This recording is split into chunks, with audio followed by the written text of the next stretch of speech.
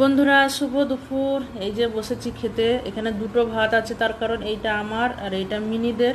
তার কারণ আজকে চাল এতটাই কম নিয়ে নিয়েছি, মানে আমি বুঝতেই পারিনি, যার জন্য আবার ওদের জন্য কিছুটা রাখলাম আর এইটুকু আমি খাবো। আর ভাতের থেকে দেখুন আমার তরকারিটা আজকে বেশি হয়ে গেছে। এটা হচ্ছে তেতো হ্যাঞ্চা শাক মুসুর ডাল দিয়ে আমি রান্না করেছি। আর এটা হচ্ছে কাঁচকলা আলু সেদ্ধ। আর এটা পটল দিয়ে আলু দিয়ে রুই মাছ আর বড়ি দিয়ে ঝোল। আজকে হচ্ছে এই আমার রান্না, আর সাথে টক দই আছে। মোটা হয়ে যাচ্ছি বলে ভাত খাওয়া ভাবছি একটু করে কমিয়ে দেবো। তা কমাতে কমাতে এতটাই কম হয়ে গেছে আজকে, মানে অনেকটাই কম। এবার তরকারিগুলো কি করে খাবো, আমি শুধু শুধু তরকারি খেতে পারি না।